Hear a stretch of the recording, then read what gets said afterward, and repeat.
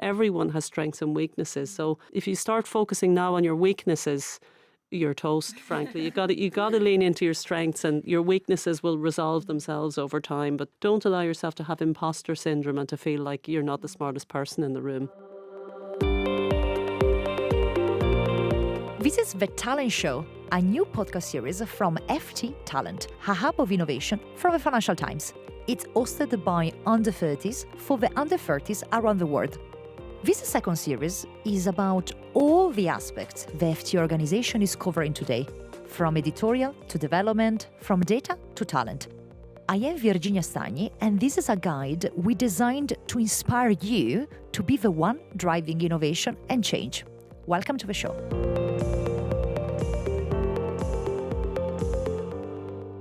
All right, episode 40. And today I'm joined by the Chief Communication and Marketing Officer at the Financial Times, Finola McDonnell. How are you, Finola? I'm very good, and I'm thrilled to be considered the 40th most interesting person at the FT. I don't think I'm in the top 100, but thank you. It's lovely to be here. The order is definitely not made on importance, but is made on basically based on your agendas. So, Finola, you have a very interesting background. I would really like you to walk us through your career path. So I have had probably a career in two parts, but they're very related to each other. So I spent the first 10 years plus a little bit in what you might call public policy. Some people call it lobbying, political communication. So I had finished a degree in politics in Northern Ireland at the end of the 1990s, and I became very interested in the idea of communicating politics and policy and social well-being and so on. There's a whole backstory to that to do with what was happening in Northern Ireland at the time, but it was a fascinating time, and the concept of communication, some might meanly call it spin, became quite fashionable in politics at the time. Anyone old enough to remember Tony Blair's government, for example, that came in at the time here in the UK? Or Bill Clinton, as it was in the US, or whomever it might have been around the world, politicians had learned that actually it's not enough to have good policy and to be serious about making lives better, etc. You also have to reach people. You have to convince them. You have to build emotion into your communication. And so it became a sort of new profession, this idea of political communication.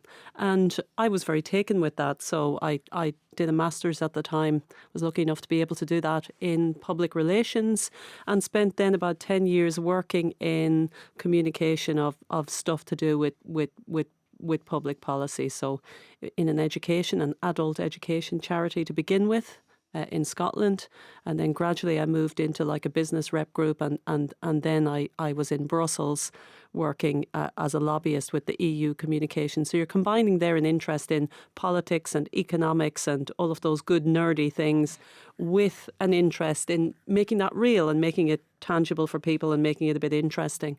And then when I was in Brussels, probably 10 years ago, I was beginning to work a lot with international media because the topics I was working on were relevant to international media, but specifically business media, economic media.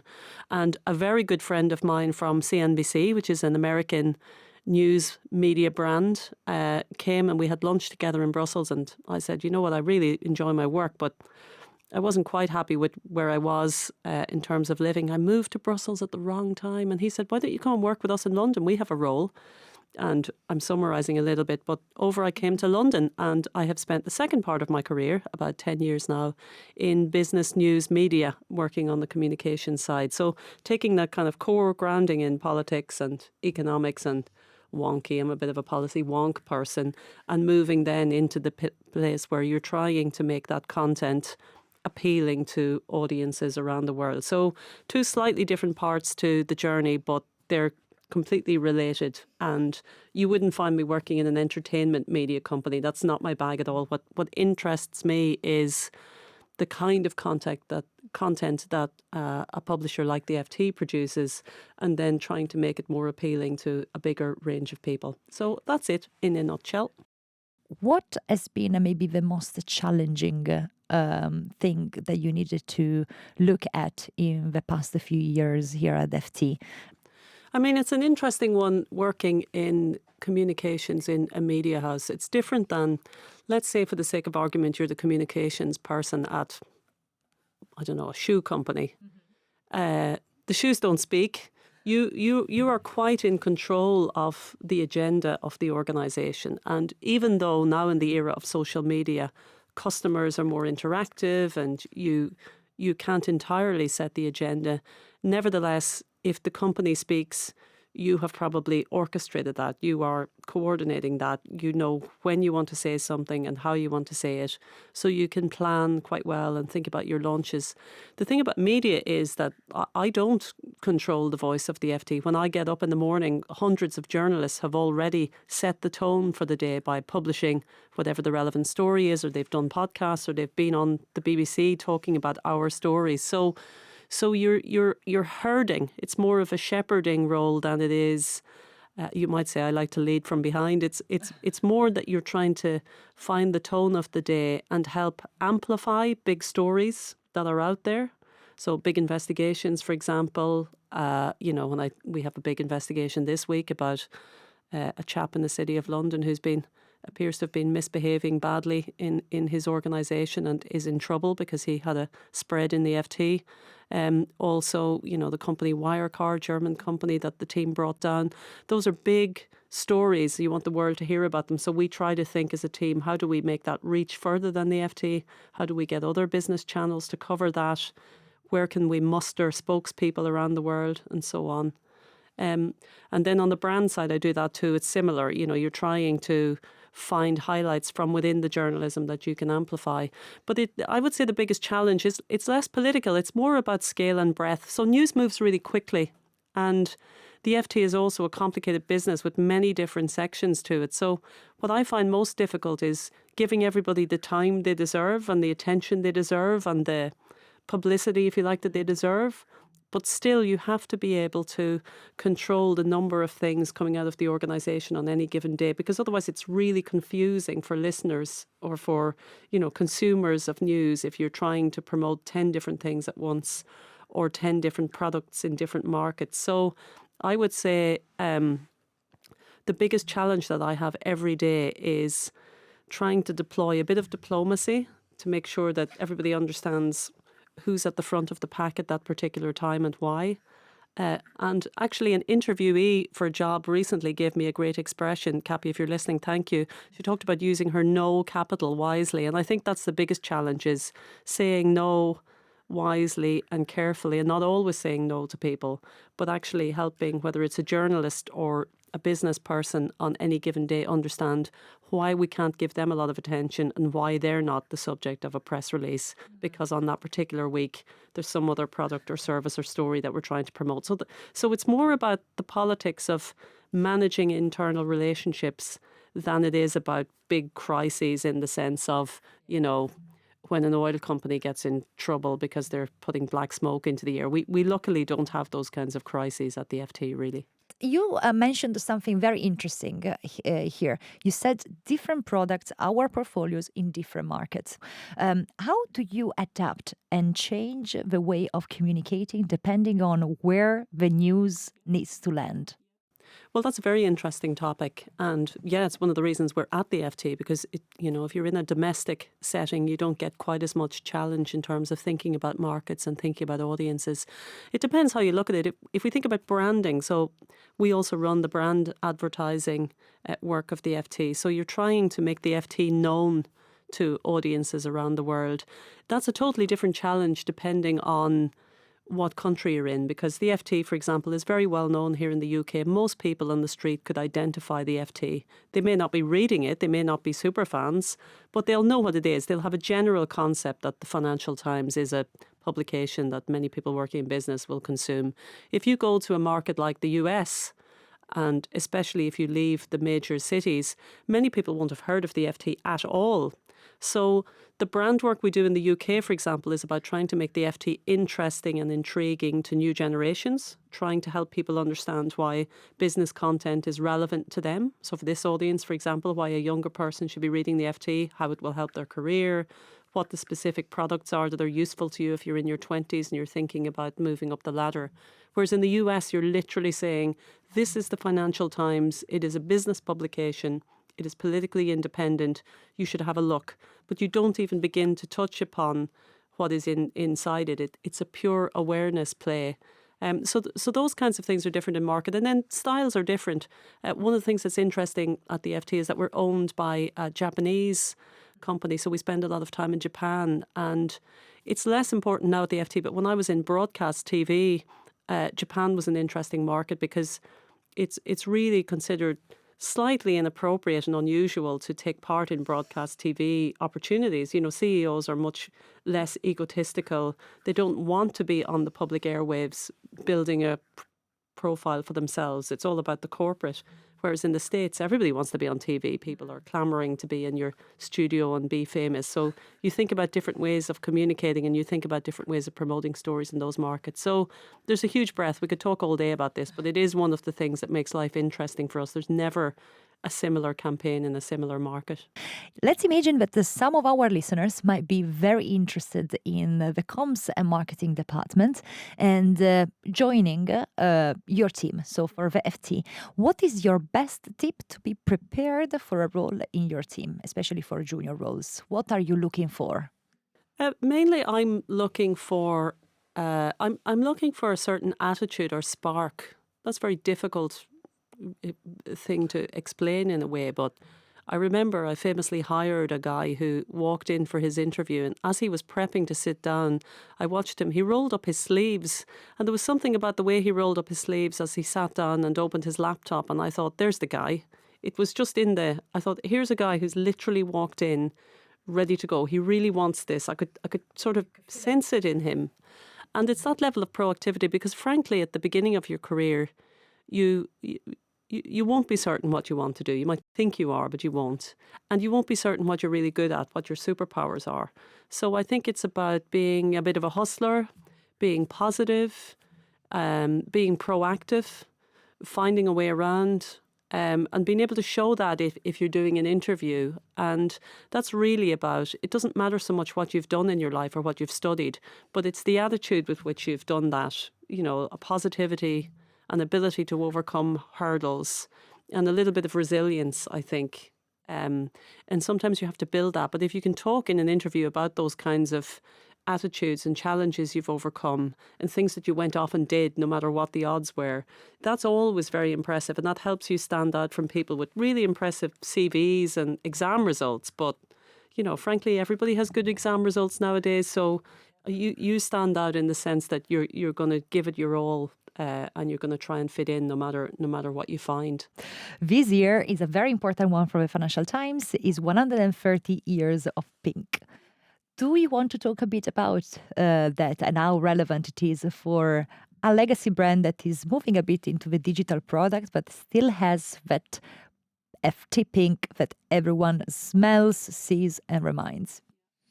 I mean, it would just be an opportunity missed not to talk about Pink. And if you don't know the FT, hopefully you do. You're super fans of Virginia and her podcast. But, you know, we do have this relatively distinctive colour, a salmon pink colour on our printed newspaper. There are a couple of other publications in the world that have it, but certainly on a newsstand here or in New York or whatever, the pink one is the FT. My 6-year-old we were in Madrid recently, and she was like, "Mommy, there's your paper." So it does help us to stand out, and equally our website and so on, ft.com, it's salmon pink. And we turned pink when we were 5 years old, partly by accident, quite frankly, but partly because we were looking for a differentiating quality at the time. And so when we celebrate that anniversary this year, it's really an opportunity. The pink piece is slightly irrelevant. The point is it gives you the opportunity to talk about what differentiates you from the competition. So we talk about being fearlessly pink and what that means and how we've always wanted to stand out, whether it's in terms of the assertiveness of our journalism, whether it's the fact that we were the first newspaper to move to a digital subscriptions model. You know, we forced you early on the internet to pay for the FT rather than to give it away, because otherwise we wouldn't be here today.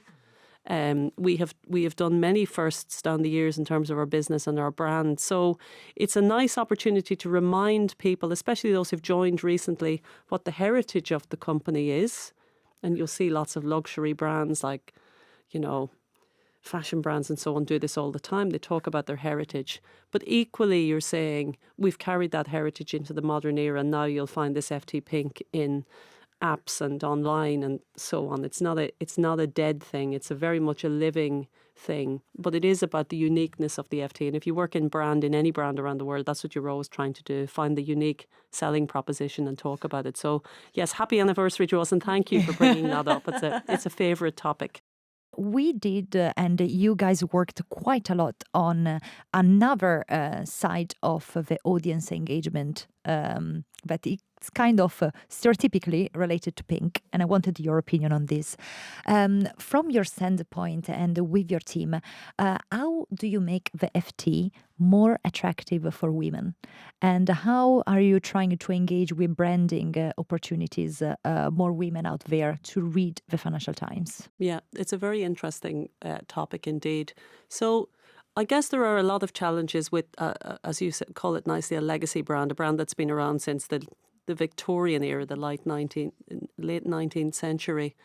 The FT was traditionally associated with the City of London, the sort of banking and finance industry. The clue is in the name, Financial Times.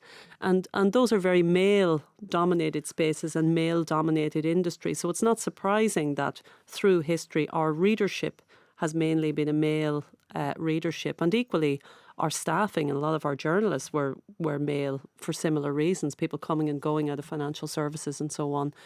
I think over the years that changed gradually, but we've made some very deliberate attempts to change that because business is much more diverse now than it ever was. And if you want new audiences in new markets and younger people, you have to appeal to a broader breadth and outside financial services. So the journalists have done lots on the content front to make our journalism more appealing to women. Part of it is about representation. So we have all sorts of tech and tools to help us, for example, make sure that women are quoted in the FT, because it would be easy to write a banking story and have quotes from, 3 men working in the city. But to catch yourself, to hold yourself to account and say, where are the female voices in this? So that makes it a better read for a woman. Photographs of women in business, again, sometimes people have unconscious bias and they've written a story and they haven't realised that there's no women in that day's paper or whatever. So we try to be very deliberate about that. And then the type of content we do, this is very interesting, this very podcast, our professional development content, pieces like Working It, which is about, life in the professional space, those get bigger numbers of female readers for whatever reason. So we try to lean into those things and do summary content like, long story short, newsletters that wrap the week for women and are edited by women so that they have that sensibility to them and they appeal more.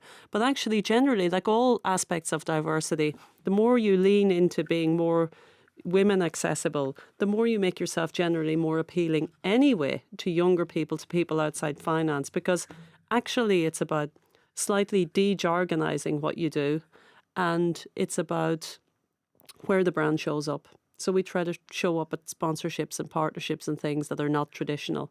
We might be at the IMF World meetings, but we'll also be at, the Conduit Club when they're having a debate about climate change. It's a club with a lot of women activists involved, thinking about the issues of the day. So it's a mix of things, but the good news is we are getting more women readers, and we have way more women staff and way more women journalists and a female editor, and long may it continue. In the what you just said, you gave me a fantastic assist for my next question, that is sustainability. What are you doing in terms of branding and comms when it comes to better understand what the FT is doing as a corporation to be more sustainable? And again, we marry the two bits. So yes, we have that unique aspect to us of being two things in one. We are a publisher, so we're producing content to influence others. And then we obviously are an employer business in our own right. So we have to try and mimic the things that we talk about in the journalism within the organisation. Otherwise, we'd be hypocrites, wouldn't we? So yeah, you're right. On the journalism front, we have lots of climate content. And in fact, from a brand point of view, we created a brand platform. We call it The New Agenda about 4 years ago, which was saying exactly this about the FT. It was saying, we are here for the new agenda of business. And the new agenda for business is wider than just financial performance and profit. It's also about diversity and inclusion. It's also about the planet and sustainability. And it's also about human rights and so on. So I think it's worth saying that, because everything we do from a promotional point of view leans back into that. And how do we make sure that the FT internally and externally is holding itself to a decent place to do business and a decent place to work. But yeah, we're doing lots on sustainability. We're looking at our carbon footprint. This building we're sitting in has got specialist tech in it to make sure it's heating and cooling efficiently, and it reduces its own energy use, which is timely given everything that's happening with energy prices and so on. So we do this stuff because it makes good business sense, but also because it's important. We've got a very engaged sustainability group internally who have all sorts of actions and education projects in place for staff to help them think about how they work. We're introducing carbon budgets for business travel. So someone like me who owns a travel budget for lots and lots of people, I will not just be thinking about the cost of travel in future. I'll be thinking about what our carbon footprint has been and trying to reduce that, and trying to, in this hybrid environment, take advantage of the brilliant digital technologies that we have. And we also have really strict rules around advertising, for example, where we don't allow companies in particular sectors to sponsor events in that sector and so on. So we're not giving them a free pass on putting messages out there about older school approaches to business that we would consider to be inappropriate nowadays. So we try and do it holistically. And I've just been reading overnight our company accounts and so on. So this stuff gets published every year to the relevant people, showing here's our business performance, here's the profit we made, but also this is what we're doing as a company to be a nice place to work. So that stuff is all really, really important. You can't do business nowadays if you're not thinking about it. I have one last question for you, Finola, and it's a bit more personal. Would you like to share one big challenge and or mistake that you made that you learned the most from? Oh, people make mistakes. So I didn't mention that when I went to college, I went to study mechanical engineering. I'm about 2 modules from being an engineer, partly because I was at a convent school and I was good at maths and science, and almost out of spite for the nuns in the 1980s who wanted me to be a nurse or a teacher because that's how they wanted women to be. There's nothing wrong with being a nurse or a teacher, but they were like the female career path. So I was like, no, I want to be an engineer. I want to work in like Formula One. So I spent 3 years at university studying engineering before I was able to do a switcheroo then and move to politics in the same institution. But I don't regret any of that, and I'm glad I did it, because sometimes you have an itch you need to scratch, and I can look back and say, yeah, I tried that. It wasn't for me. I realised that it wasn't for me. I wanted to do something very different. But I think it's okay I think we are forced, certainly in Britain, Ireland, to make career decisions very early in life before we even know ourselves. And so I wouldn't panic about your career in your 20s. You may be lucky, you may find a role you really enjoy, it may be related to your education, you may make quick progress, or you may move around a lot before you actually find your niche. And that's okay. If you can make that work financially, I mean, that's easy to say if you can afford to do that. But I think it takes a while to know yourself. And with a couple of jobs under your belt, even ones you don't like, if you can stick them out for a while, you will learn so much about yourself that will help you make better choices in future. So a small bit of patience, try not to do regret. It benefits absolutely nobody. As you just said, look at this from a bit more of a holistic perspective. What is your life experience? What are the things that you want to see and explore? And I found it super fascinating, that background, and then how you match it with politics, and then how this landed into media. And like I say, you need to be opportunistic. You know, when I think about people that have worked with me that I've really enjoyed, someone walked into my office once when somebody else had just resigned and was like, can I pick any of this up? And that person became I was like, well, yeah, great. Solved the problem for me in the moment. So watch out for opportunities. They come along. Sometimes we don't see them if we've got our head down and we're self-absorbed. Keep an eye out for opportunities in life or in your career, because you can miss them, and they go to people who are just that bit sharper and just more on the ball. So practice that. Practice spotting an opportunity, and you won't go wrong. Like investors do. Like investors do, absolutely. Invest in yourself first. Thank you so much, Finola. If there is one thing that we do a bit different in this podcast show is welcoming two young people to ask you directly some questions. So, Alex and Sophie, welcome to our podcast studio. Thank you so much for joining us here. It's so great to see some new, young, fresh faces coming to the FT. You're going to have a tour right after this recording. Alex, over to you. Just introduce yourself and, of course, ask your question to Finola. So hi, I'm Alex. I am from Toronto, Canada, and I'm currently doing my master's in media communications at the London School of Economics. And I'm currently in the position, along with a lot of my peers, of finishing our master's and then starting our careers in the media communications industry. So it's been a bit of a difficult learning curve, I think, coming to London, and a lot of us are international students, so there's a lot of visa issues on the line as well. And there is the pressure from being with peers that are also, everyone's looking for a job, everyone's interviewing, people have their next step already, and you're in a very competitive environment. And I was listening to an interview you did actually with the duvet flip, where you were saying that women often, when you're looking through a job application, don't actually look through every single tick, and they maybe say, oh, I'm not qualified for one thing, and then move on. And I think also for me and a lot of my friends, it's hard looking into careers that are often traditionally not female. And so for you, I want to know that how do you help women get out of this box into new ones that may seem intimidating and male-dominated, working at the Financial Times as well? Because I think for me, even the word financial for someone that studied media communications can be quite intimidating and a little daunting, getting into a career that I haven't really been focused on completely. I think you just have to challenge yourself. I mean, yes, it's known that a man, for example, in a workplace will often seek out a promotion more quickly and assertively than a female counterpart, and might apply for a job where he has 50 or 60% of the, if you like, characteristics that are asked for the job, whereas a woman might wait until she has all of them. And it's rare that anybody has all of that. I've written job descriptions. It's rare that anybody ticks all those boxes. And if they did, they would probably be a very dull person. So I would say go for it. I mean, certainly the good thing about the public relations industry is that it is quite female. But you're right, in areas like banking, lots of the PRs and comms people are male. But I would just challenge yourself on that. I would push yourself to look at sectors that feel more traditionally male if they matter to you. The key thing to my mind about a job, and it mightn't be your first or your second job, because sometimes you have to do a job you don't love to get a job you love.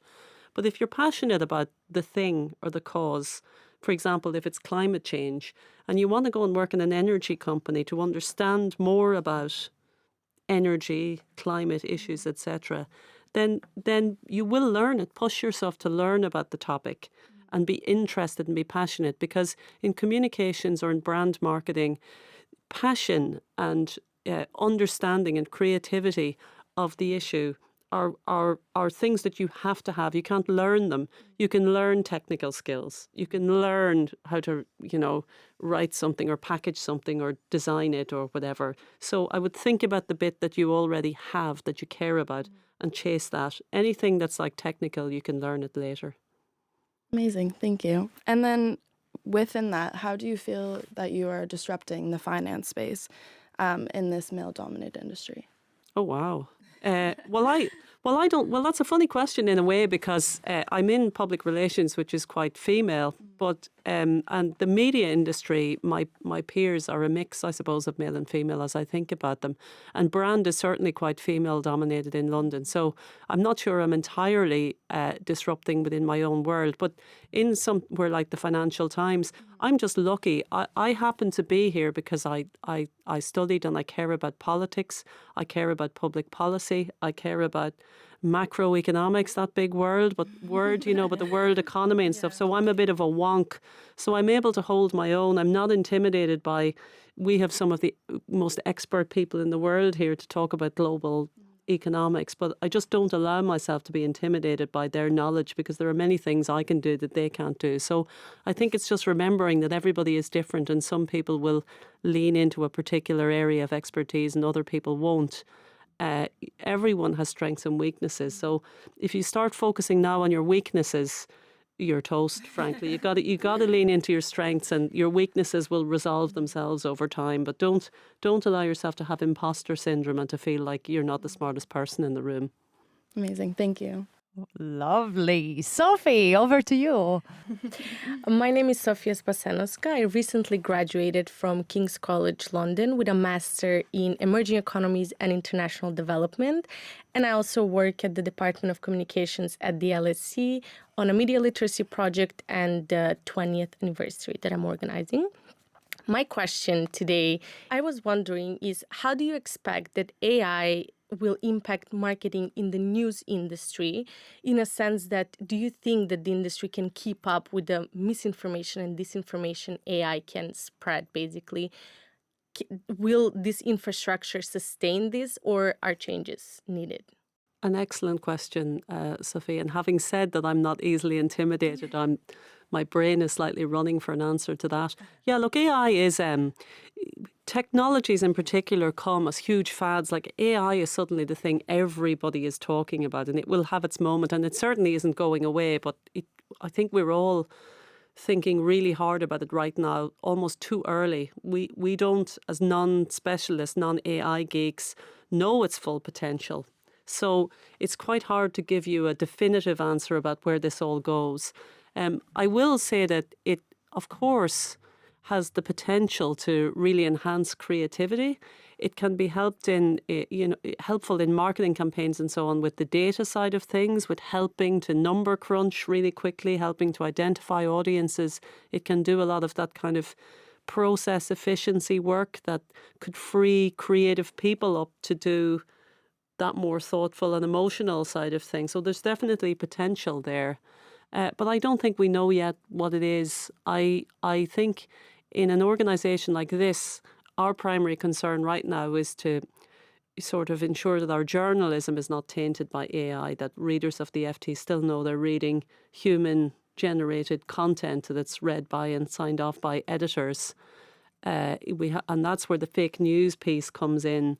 But certainly in areas like marketing, we already use some AI. We use machine learning. We know how to personalize a web experience for you. We serve you content that's similar to content you've liked before. So it's clearly already really important in marketing. But where it all ends, I really couldn't say. But I hope that it frees up, as I say, human endeavour to do stuff that's more emotional, more spiritual, more creative, more fun, and takes a little bit of the sort of data-driven hard work out of that. But that's a hope. Yeah. Ask me again in 2 years, 5 years, 10 years. If I'm even still here, you might just be talking to a bot and I could have retired. So thank you so much, Sophie. Thank you, Alex. And of course, thank you so much, Finola, for all your insights, really walking us through your forma mentis, your way of looking at things from your comms and branding perspective, but above all from your amazing experience that you had in the comms space and now here at the Financial Times. I really enjoyed this conversation and really thank you so much for your time. Not at all. It's been an absolute pleasure. Thank you, listeners. Do check all the new products that we have for you here at the FT. Check out all other episodes and our social media and up for the next episode. Bye. This has been The Talent Show, which is produced by the FT Talent team, Aya Al-Shihabi, and me, Virginia Stagni.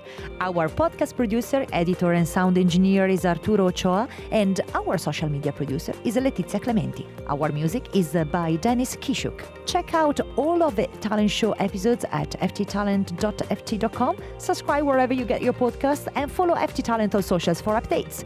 Until next time, and keep listening.